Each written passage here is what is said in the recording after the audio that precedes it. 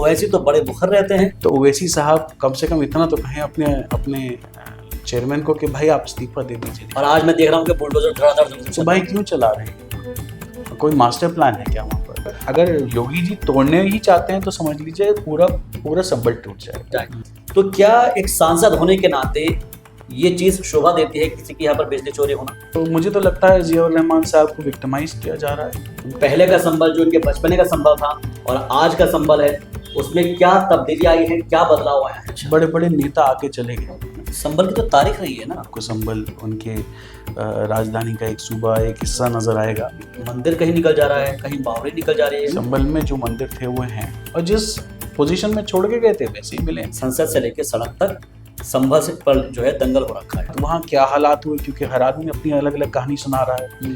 तो ये तो सब जुडिस मैटर है, कोर्ट में है। अब क्योंकि अब बात निकली है तो दूर तक जाएगी। पर आपने आजम खान साहब का नाम लिया, इरफान सोलंकी का नाम लिया, जियाउर रहमान भट्ट साहब का नाम, जाहिद बेग साहब का नाम ले रहे हैं। जो एक मुस्लिम लीडरशिप थी, तो कहा जाता है, बहुत से लोग ये एलिगेशन लगाते हैं कि भाई मुस्लिम लीडरशिप को उभरने नहीं दिया गया। इसमें जो फेलियर है ना सर, वो है समाजवादी पार्टी का। हेलो दोस्तों, आप देख रहे हैं फैक्ट पोस्ट और आपके साथ मैं हूं आपका होस्ट एंड दोस्त शहबाज। आज फैक्ट पोस्ट का पहला एपिसोड है पॉडकास्ट के जरिए। आज हम एक ऐसी शख्सियत से रूबरू होने जा रहे हैं जो किसी तारुफ के मोहताज तो नहीं है, लेकिन उनकी शख्सियत से वाज़ेह कराना भी ज़रूरी है। उनकी शख्सियत को बताना भी इसलिए ज़रूरी है क्योंकि उत्तर प्रदेश के अंदर आम आदमी पार्टी का जो एक मोर्चा संभाला हुआ है वो उनके कंधों पर ही है। मैं बात कर रहा हूँ, आज इस वक्त हमारे साथ मौजूद है उत्तर प्रदेश में आम आदमी पार्टी के स्पोक्स पर्सन और सीनियर लीडर जनाब आदिल हुसैन साहब का। आपका बहुत बहुत इस्तकबाल है। शुक्रिया। तो पहले मैं अपने जितने भी दर्शक हैं उन सबको बता दूं कि आदिल हुसैन साहब संभल से ताल्लुक़ रखते हैं, जो आजकल चर्चाओं में है, सरगर्म है। जो संभल है उसकी गूंज संसद में भी सुनाई दे रही है और सड़क पर भी सुनाई दे रही है। तो शुरुआत जो है हम संभल से ही कर लेते हैं कि आखिर संभल का होने के नाते पहले का संभल जो इनके बचपने का संभल था और आज का संभल है, उसमें क्या तब्दीली आई है, क्या बदलाव आया है? आदिल साहब देखिए, संभल में बहुत कुछ तो बदलाव नहीं आया है और पॉलिटिकली मैं आपको बताऊं तो पिछले 25-30 सालों में तो कुछ भी नहीं हुआ है। आप देख रहे हैं आज के दौर में 1978 के राइट्स की बात हो रही है, तो उसमें मीडिया में लोग कह रहे हैं कि 1978 में कॉलेज था जिसका नाम था MGM कॉलेज। अफसोस की बात यह है तहसील सदमर में आज भी वही एक कॉलेज है। तो 1978 से लेके बहुजन समाज पार्टी की पूर्ण बहुमत की सरकार रही, समाजवादी पार्टी की पूर्ण बहुमत की सरकार रही, बीजेपी भारतीय जनता पार्टी बाबा जी की सरकार चल रही है पिछले 7 साल से। वो बता दें कितने कॉलेज खोले हों, तो चलिए हम आगे की बात करें। स्कूल ही बता दें, समाजवादी पार्टी में जो है मुलायम सिंह यादव यहाँ से MP रहे 2 बार, प्रोफेसर राम गोपाल रहे यहाँ से MP। समाजवादी पार्टी के नेता जो हैं मौजूदा विधायक वो जो है मंत्री रहे हैं, बहुजन समाज पार्टी से यहाँ मंत्री रहे हैं, यहाँ भारतीय जनता पार्टी से मंत्री रहे हैं। अगर वो चाहें तो उनकी उपलब्धियों पे हम चर्चा कर सकते हैं, लेकिन मेरी नज़र में तो कोई नहीं है, क्योंकि संभल की एक रेलवे लाइन है जो मुरादाबाद से कनेक्ट है, दिल्ली से कनेक्ट नहीं हो पाई। अच्छा। बड़े बड़े नेता आके चले गए, आज तक उस संभल की लाइन को दिल्ली से कनेक्शन नहीं हुआ। बताइए, आप कितनी भी छोटी या बड़ी समस्या लेके चले, बहुत ही कम ही ऐसी चिकित्सा होंगी जो संभल में उपलब्ध होंगी। जब भी कोई गंभीर आपको बीमारी अल्लाह ना करे हो जाए, तो सबसे पहला इलाज होता है refer to Moradabad, refer to Bareilly, refer to Delhi.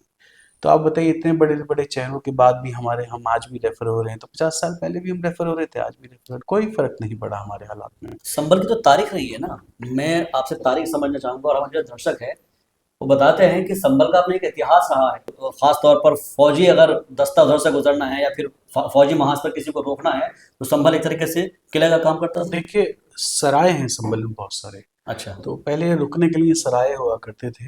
अब मिलिट्री या फौजी एतबार से उसकी क्या अहमियत थी ये तो मैं नहीं जानता, लेकिन मैं इतना जानता हूँ कि जब आप पृथ्वीराज चौहान 1000 साल पहले की हम बात करें, सन 1100 की, उनकी आप बात करें तो आपको संभल उनके राजधानी का एक सूबा, एक हिस्सा नजर आएगा। उसके बाद दिल्ली के सुल्तान आए, चाहे उसमें ममलूक हों, चाहे उसमें तुगलक हों, चाहे उसमें खिलजी हों, चाहे उसमें लोधी हों, किसी की भी आबादी के अंदर ही करीब 15-20 नाम आएंगे बड़े बड़े सुल्तान के। अच्छा। चाहे आप कुतुब मीनार जिनके नाम से इनकी बात करें, या रबिया सुल्तान की बात करें, या आप किसी की भी बात करें, संभल ने कभी अहमियत नहीं खोई। लेकिन हाँ, जब से पॉलिटिकल सिस्टम की हम बात करें, जो हमारे नेता रहे, विधायक रहे, सांसद रहे, इनके बारे में क्या उपलब्धि है ये मैं नहीं जानता। अच्छा। लेकिन हाँ, इससे पहले 1000 साल में क्या संभल की इम्पोर्टेंस रही है, ये हमेशा से ही बहुत अच्छा शहर रहा है, बहुत इम्पोर्टेंट शहर रहा है, और उम्मीद है आने वाले वक्त में कभी ना कभी तो इसकी किस्मत खुलेगी। और यहाँ एक बहुत बड़ी आबादी है, यहाँ हिंदुओं की भी आबादी है, मुसलमानों की आबादी है, और यहाँ का भी कोई कम्युनल टेंशन अभी तो नहीं हुई है, ना अच्छा। अभी हुई है, और पहले हमारे पैदा होने से पहले हुई है तो हम कह नहीं सकते। क्योंकि जिस दंगे की बात कर रहे हैं, जब वो दंगा हुआ होगा 1978 में, तो मैं तो पैदा नहीं हुआ था। और इवन मैं भी नहीं हुआ था, जो जाहिर मौजूदा सी बात है। सांसद हैं वो भी उसके 10 साल के बाद पैदा हुए। जिया रहमान बख्श साहब। जो मौजूदा विधायक हैं 7 बार से विधायक हैं, वो भी तब विधायक नहीं हुए थे। अच्छा। जो उस टाइम सांसद थे वो शायद इस दुनिया में नहीं है, जो उस टाइम विधायक थे वो भी इस दुनिया में नहीं है। बिल्कुल। तो अगर योगी जी को बात करनी है तो 7 साल की बात करें कि पिछले 7 साल में उन्होंने क्या किया है उत्तर प्रदेश में, हमारे संभल को क्या दिया है। अगर वो उनके धार्मिक दृष्टि से बहुत इंपॉर्टेंट शहर है तो कुछ तो किया होगा 7 साल में। बिल्कुल। कुछ भी नहीं किया। बस अड्डे के लिए संभल की स्ट्रगल चल रही है, छोटी छोटी बेसिक सुविधाओं के लिए संभल तरस रहा है, और वो कह रहे हैं कि साहब संभल तो बहुत ही इंपॉर्टेंट शहर है। इंपॉर्टेंस दिखाइए ना सर। अगर एक मुख्यमंत्री शहर को उज्जवल नहीं बना सकता तो कौन बनाएगा? मैं बनाऊंगा जाके क्या? सही बात। आप बताइए, संभल एक कस्बा है, संभल दिल्ली नहीं है जहां मास्टर प्लान लागू कर दीजिए। आज संभल की गली गली में बुलडोजर चल रहा है। क्यों चल रहा है? देखिए, गांवों में या छोटे शहरों में एक शैली होती है, वो मकान अपनी जमीन से 2 फीट 3 फीट ऊपर बनाते हैं। ठीक है। फिर एक चौड़ी नाली है जो 2 फीट या 3 फीट या 1.5 फीट की, उस नाली के ऊपर वो सीढ़ी बना देते हैं जिससे कोई उसमें गिरे भी नहीं और आने जाने में सुविधा रहे। तो संभल के 99% 90% मकान आपको इसी शैली पे बने और दिखेंगे। आज मैं देख रहा हूँ कि बुलडोजर धड़ाधड़ से तो चल भाई रहा है। क्यों चला रहे हैं यहाँ? कोई मास्टर प्लान है क्या वहां पर? अगर आप इसी तरीके से बुलडोजर चलाएंगे तो पूरा शहर टूट जाएगा। आपकी दुश्मनी किससे है भाई? हम लोगों से, आम लोगों से, आम जनता से। बिजली चोरी के हर आदमी के घर में छापे पड़ रहे हैं, बताइए क्यों पड़ रहे हैं? दिल्ली के अंदर हम 200 यूनिट फ्री दे रहे हैं, पंजाब में हम बिजली फ्री दे रहे हैं। हमसे सीख लीजिए, हम आपको बताते हैं कैसे बिजली फ्री दी जाती है। आप डिजिटल इंडिया की बात कर रहे हैं, डिजिटल इंडिया, आप बताइए डिजिटल इंडिया बगैर बिजली के मुमकिन है? ये तो मूलभूत सुविधा है। आप जनता से टैक्स लेंगे, ये कहते हैं कि इनकम टैक्स बहुत कम लोग देते हैं। कोई ऐसा आदमी नहीं है इस देश में जो टैक्स नहीं देता हो। बताइए कौन जीएसटी नहीं दे रहा? सब दे रहे हैं। सब दे रहे हैं। तो सर उनका टैक्स, उनकी मनी हम उनको वापस कर रहे हैं, आप भी करिए। अगर आपके समझ में नहीं आता तो हम समझाते हैं कैसे करी जाएगी। आज आप गरीब आदमियों पे बिजली के छापे डाल रहे हैं। ठीक है, चोरी को किसी भी हालात में सही नहीं ठहराया जा सकता, लेकिन भाई वो गरीब तबका है, आप उनको मुफ्त बिजली दीजिए। हाँ, कोई सांसद बिजली चोरी कर रहा है, कोई विधायक बिजली चोरी कर रहा है, या कोई मंत्री बिजली चोरी कर रहा है, आपके पास साक्ष्य हैं उसके, मजबूत साक्ष्य हैं, तो आप कार्रवाई करिए। नहीं, लेकिन मैं आपकी बात को बीच में ही रोक रहा हूँ। तो क्या एक सांसद होने के नाते ये चीज शोभा देती है किसी की यहाँ पर बिजली चोरी होना? जियाउर रहमान साहब जो हैं, हाँ। वो उनके घर पे बिजली का छापा पड़ा, उनके घर पे पीएससी आई, बहुत फोर्स आई। दरअसल मीडिया में रहना चाहता है शासन प्रशासन। देखिए, एक सांसद है वो, उनके घर में आपको जाना था, आप जा सकते हैं, चेकिंग करिए, सब कुछ करिए। उनका मीडिया ट्रायल क्यों कर रहे हैं? हाँ, ये बात मैं मानता हूँ कि उनकी पार्टी की तरफ से इस पर बहुत कम आवाज उठ रही होगी। उसकी एक वजह है। उसकी वजह यह है, आप जाहिद बेग साहब को तो नहीं जानते होंगे, आप तो खैर पत्रकार हैं, जानते होंगे, जनरली लोगों ने नाम नहीं सुना। वे समाजवादी पार्टी के विधायक हैं, फिलहाल जेल में। अच्छा। इनके बेटे भी जेल में थे, इनकी पत्नी पे भी मुकदमा दर्ज है। इरफान सोलंकी कानपुर से विधायक थे, ये भदोही से विधायक थे, जो मैंने अभी आपको बताया। अच्छा। कानपुर से विधायक थे इरफान सोलंकी, वो जेल में। ठीक है। आजम खान जेल में, आजम खान के बेटे जेल में है। तो जब बकरी चोरी और भैंस चोरी, किताब चोरी जैसे इल्जाम पे जितना समाजवादी पार्टी बोली, उतना ही बिजली चोरी पे बोलेगी। तो ये रामपुर में जो हुआ वो जो है पूरे प्रदेश में हो रहा है। तो मुझे तो लगता है जियाउर रहमान साहब को विक्टिमाइज किया जा रहा है, उनको विक्टिमाइज नहीं तो करना। क्या आपका इशारा इस तरफ है कि जो एक मुस्लिम लीडरशिप है उसके ऊपर एक तरीके से अटैकिंग मोड में है? क्योंकि जाहिर तौर पर आपने आजम खान साहब का नाम लिया, इरफान सोलंकी का नाम लिया, जियाउर रहमान भट्ट साहब का नाम ले रहे जाहिद हैं, बेग साहब, जाहिद बेग साहब का नाम ले रहे हैं। लेकिन जो एक मुस्लिम लीडरशिप थी, तो कहा जाता है, बहुत से लोग ये एलिगेशन लगाते हैं कि भाई मुस्लिम लीडरशिप को उभरने नहीं दिया गया। नहीं देखिए, मैं इसमें भारतीय जनता पार्टी को तो जिम्मेदार ठहराता ही नहीं। फिर कौन से वो तो पॉलिटिक्स है उनकी जो वो कर रहे हैं। अगर वो मुसलमानों का नाम नहीं लें, मुसलमानों के खिलाफ काम नहीं करें, तो वो तो एक सीट नहीं जीत पाएंगे। वो तो अपना काम करें। इसमें जो फेलियर है ना सर, वो है समाजवादी पार्टी का। वो कैसे? जिस पार्टी के सांसद हों 37 सांसद लोकसभा में, जिस पार्टी के 107 विधायक हों, जिस पार्टी के पास 10 एमएलसी हों, जिस पार्टी के पास गुजरात में विधायक हों, जिसके पास महाराष्ट्र में विधायक हों, उसके मुंह में जबान नहीं है। आप कुंदरकी उपचुनाव हुआ अभी, कुंदरकी उपचुनाव में भारतीय जनता पार्टी जीत गई मुस्लिम बहुल क्षेत्र से। समाजवादी पार्टी का सुपड़ा साफ हुआ है। आप कोई कुछ भी कहे, लेकिन इससे पहले हमने कभी समाजवादी पार्टी को बोलते नहीं देखा। समाजवादी पार्टी बोली संभल के मामले में, उनका शुक्रिया, बहुत थैंक यू। राहुल गांधी बोले, उनका भी शुक्रिया। लेकिन अगर आपकी नीयत संभल की मदद करने की है तो आप बोलिए और फोटो मत खिंचवाइए। आप अपने पास कपिल सिब्बल हैं, इनके पास समाजवादी पार्टी के पास, उनके वोट से जीत के राज्यसभा गए हैं, सपोर्ट से गए। आप कपिल सिब्बल जैसे बड़े नेता को भेजिए संभल, पैनल बनाइए 20-25 वकीलों को, संभल की जनता की लीगली मदद करिए। राहुल गांधी के पास मनु सिंघवी साहब हैं, ऐसे बहुत सारे नेता और वकीलों की फहरिस्त है, इनको भेजिए ना संभल की मदद करने के लिए। आप खुद आ रहे हैं, आपको पता है पुलिस आपको रोक लेगी, जाहिर सी बात। आप वहां से भी आ रहे हैं, आप यहाँ से भी आ रहे हैं, फोटो खिंचवा रहे हैं, मदद करना चाहते हैं, माइलेज लेने के लिए। आपको मदद करनी है तो वकील भेजिए। आप अपने सांसद की तो मदद कर नहीं पा रहे हैं, आप अपने विधायकों की तो मदद कर नहीं पा रहे, आप हमारी मदद करेंगे? मैं तो उम्मीद नहीं करता आपसे।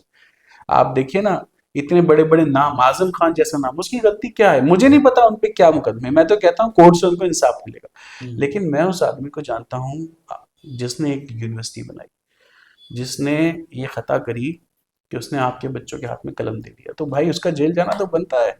उसको बनाना चाहिए था फार्म हाउस, गली में रहता है वो आदमी, आज भी छोटी सी गली में रहता है वो आदमी। हालांकि मैं समाजवादी पार्टी की मेंटेलिटी और आइडियोलॉजी से इत्तेफाक नहीं रखता, लेकिन उस आदमी के काम बता रहा हूँ आपको। गली में रहने वाला आदमी 400 एकड़ पता नहीं कितने एकड़ की कैंपस चाहता तो अपने लिए महल बना लेता यूनिवर्सिटी, लेकिन नहीं बनाया। उनके ऊपर बकरी चोरी, उनके ऊपर किताब चोरी, जेसीबी चोरी, ठीक है, जो भी चोरी उन्होंने करी या नहीं करी, कोर्ट से उनको इंसाफ मिलेगा। लेकिन समाजवादी पार्टी कितनी बोली? अगर अखिलेश यादव जेल में होते तो समाजवादी पार्टी घर पे होती। समाजवादी पार्टी उनके लिए पार्लियामेंट में बोलती, विधानसभा में बोलती, हर मोर्चे पे बोलती। लेकिन वो आजम खान थे, वो नहीं बोली। तो इरफान सोलंकी थे, पता नहीं कितनी बोली। जाहिद बेग का तो लोग नाम भी नहीं जानते होंगे कि जाहिद बेग भी जो है जेल में है। ऐसे बहुत सारे लोग। लेकिन आदिल साहब, क्योंकि अब बात निकली है तो दूर तलक जाएगी। बुलडोजर का आप जिक्र कर रहे हैं, और बुलडोजर जो है संभल के अलग अलग जगहों पर गरज रहा है, लेकिन इसके साथ साथ हम देख रहे हैं कि कुछ खुदाई भी चल रही है जी। मंदिर कहीं निकल जा रहा है, कहीं बावड़ी निकल जा रही है। इसी चीज को मैं जोड़ रहा हूँ मोहन भागवत के उस बयान से, जिसमें उन्होंने भी हाल में कहा है कि कुछ लोग लाइमलाइट पाने के लिए इस चीज का सहारा ले रहे हैं। उनके अगर कुछ शब्दों को मैं कोट करूं कि कुछ लोग जो है जानबूझकर इस चीज को उठा रहे हैं। संभल में जो मंदिर थे वो हैं। संभल में पलायन हो रहा था पिछले 50 साल से, और उस पलायन की वजह पॉलिटिकल नहीं है, उसकी वजह है पॉलिटिकल फेलियर। कैसे है उसकी वजह पॉलिटिकल फेलियर? सब स्कूल नहीं है, अस्पताल नहीं है, रोजगार नहीं है। कोई आदमी बाहर पढ़ने लिखने चला जाए, इंजीनियर डॉक्टर बन के आएगा तो वहाँ क्या करेगा? उसको अपने मियार के हिसाब से जो जॉब चाहिए, कारोबार चाहिए, वहाँ कुछ है ही नहीं। बताइए कहाँ काम करेगा वो? तो उसकी मजबूरी है कि जो पढ़ने चला गया वो तो शहर से बाहर चला ही गया, जो काम करने चला गया वो भी शहर से बाहर चला गया, जो इलाज करने चला गया तो भाई उसको तो शहर से बाहर रहना ही पड़ेगा। लेकिन उसके बाद उसको मतलब एक तरीके से शहर से बाहर जाना ही पड़ता है, अगर उसको एक दिल्ली जैसे शहर में लगातार इलाज कराना है या कोई अच्छा ट्रीटमेंट है। तो इसकी रीजन है पॉलिटिकल लोग, उन्होंने शहर को बर्बाद कर दिया, कुछ नहीं किया शहर, ना स्कूल बनाया, ना कॉलेज बनाया, ना रोजगार के जरिए बनाए। तो पलायन इसकी वजह से हुआ। रही बात मंदिरों की, देखिए लोग छोड़ के चले गए। 40 साल पहले जिस हालात में मंदिर थे आज भी उसी हालात में है। हाँ, वो ताले तोड़े नहीं, ताले खोले अपनी चाबी से खोले, और जिस पोजीशन में छोड़ के गए थे वैसे ही मिले। कोई अतिक्रमण नहीं हुआ, कोई किसी ने वहाँ प्लॉटिंग नहीं करी, किसी ने दुकान नहीं खोली। जिस एहतराम से मंदिरों को होना चाहिए था उसी इज्जत एहतराम से वहाँ है। अभी तो कम मिले हैं, संभल में बहुत मंदिर है। अच्छा, अब इसी में एक और पहलू आता है जहाँ से शुरुआत हुई थी। मैं अब उस मेन पहलू पर आता हूँ जिसकी वजह से संसद से लेकर सड़क तक संभल पर जो है दंगल हो रखा है, और उस दंगल को की वजह जो है वो शाही जामा मस्जिद है जी। और जाहिर बात है कि उसका जब सर्वे करने का ऑर्डर आया तो पहला ऑर्डर हो गया और फिर अचानक से जो है दूसरा ऑर्डर सुबह सुबह हो गया, उसके बाद सबको पता ही है कि क्या कुछ हुआ है। तो पहला सर्वे 19 को हुआ, 19 तारीख को हुआ। कोर्ट ने ऑर्डर किया, अचानक से शासन आनन फानन में शाम को पहुंच गया। जामा मस्जिद की कमेटी थी, वहाँ के स्थानीय नेता भी थे। सर्वे शांतिपूर्वक तरीके से हो गया, कोई विरोध नहीं हुआ, कोई पथराव नहीं हुआ, कुछ नहीं हुआ, और सब कुछ होके कंप्लीट होके चला गया। जब दूसरी बार सर्वे हुआ था तो शासन प्रशासन को स्थानीय नेताओं को कॉन्फिडेंस पे लेना चाहिए था।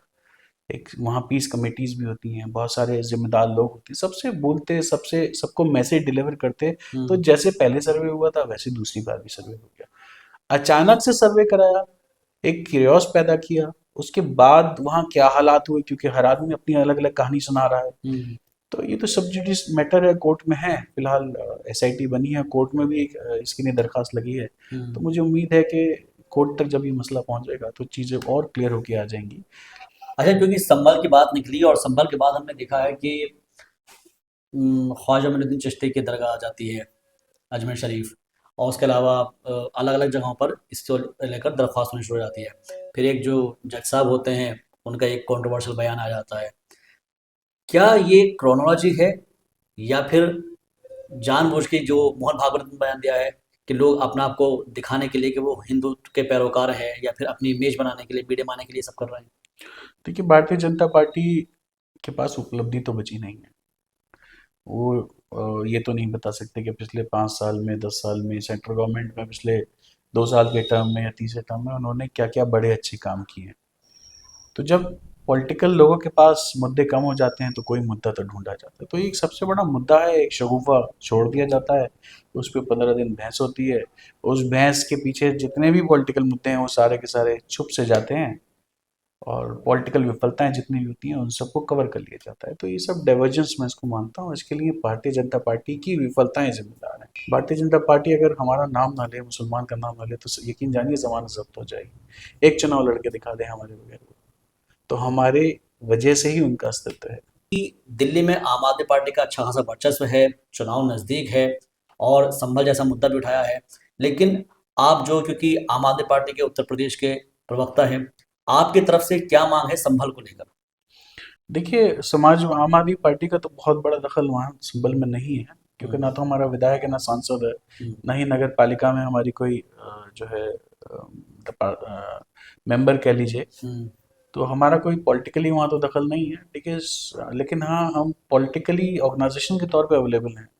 किसी को हमारी ज़रूरत है तो हम अवेलेबल हैं, हम लोगों के लिए बोलने की कोशिश कर रहे हैं।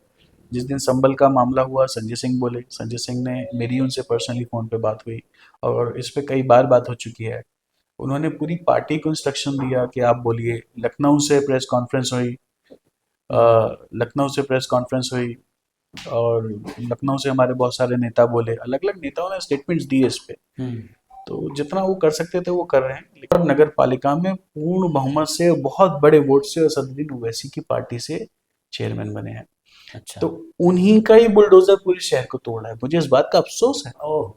ठीक है, चलिए मैं मानता हूँ शासन के इशारे पे तोड़ रहा है। अगर आप उस तोड़ते हुए बुलडोजर को नहीं रोक सकते तो कम से कम आप इस्तीफा तो दे सकते हैं, या नहीं दे सकते? इस पूरे शहर ने आपको इतनी मोहब्बत से जिताया कि आप उनके लिए काम कर रहे हैं। आप ही की अध्यक्षता में आपका बुलडोजर हमारी पैरियां तोड़ रहा है, हमारे घर तोड़ रहा है, हम पे आपका बुलडोजर तो चल रहा है। ओवैसी तो बड़े मुखर रहते हैं। तो ओवैसी साहब कम से कम इतना तो कहें अपने अपने चेयरमैन को कि भाई आप इस्तीफा दे दीजिए। हम इसे रोक नहीं सकते तो इसका हिस्सा भी नहीं नहीं, बने। जितना मैं ओवैसी, असदुद्दीन ओवैसी को जानता हूँ, मैं हैदराबाद में भी रहा हूँ, और जितनी कई बार उनके जो मैं स्टेटमेंट देखता हूँ, तो मुसलमानों को लेकर जो है वो काफ़ी प्रोएक्टिव रहते हैं, और ज़ाहिर तौर पर जो है कोई सा भी मसला हो, उसके अंदर संभल का मसला ही नहीं, इसके पहले भी तमाम मसले हुए हैं। लेकिन अगर ये बात अगर आप बहुत एक्सक्लूसिव बता रहे हैं तो ये तो बहुत मतलब देखिए, अजीब नगर बात है। पालिका में चेयरमैन उनका है और अच्छे वोटों से जीता है। नगर पालिका बुलडोजर है भाई, डीएम साहब का तो बुलडोजर नहीं होता। अगर वो शासन के इशारे पे वो साहब काम किए जा रहे हैं और उनकी मजबूरी है, उन्हें करना पड़ेगा, तो कम से कम इसका हिस्सा तो ना बनिए आप। नहीं, लेकिन लेकिन एक चीज़ इसमें टेक्निकल पॉइंट ये भी आता है ना साहब, कि जब डीएम ऑर्डर देंगे तो फिर तो करना मैं पड़ेगा। तो कह रहा हूँ आप इसका हिस्सा ना बनिए, आप इस्तीफा दे दीजिए। तो उसके बाद भी गड़ जाएगा फिर बुलडोजर तो। फिर शासन का कर देगा। हम कम से कम ये तो नहीं कहेंगे असदुद्दीन ओवैसी साहब का बुलडोजर। नैतिकता तो बनती है या नहीं बनती? बिल्कुल। या शासन जरूर, सत्ता जरूरी है? सत्ता का लोभ नहीं, लालच नहीं, तो इस्तीफा दिलवा दीजिए अपने चेयरमैन से। नहीं तो कोई बात नहीं, हम कहेंगे आपका बुलडोजर चल रहा है। तो ये बड़ी एक्सक्लूसिव जानकारी आंकड़े साहब ने दी है कि संसद से लेकर सड़क तक जिस संबल पर दंगल चल रहा है, उसके पीछे भले ही संसद के अंदर असदुद्दीन ओवैसी गरजते हो, लेकिन संभल में जो बुलडोजर गरज रहा है वो असदुद्दीन ओवैसी की पार्टी AIMIM का गरज रहा है। ये एक्सक्लूसिव जानकारी आज के पॉडकास्ट में हमको मिली है। आगे फिर किसी और शख्सियत से मुलाकात होगी। दीजिए इजाजत और आप देखते रहिए फैक्ट पोस्ट।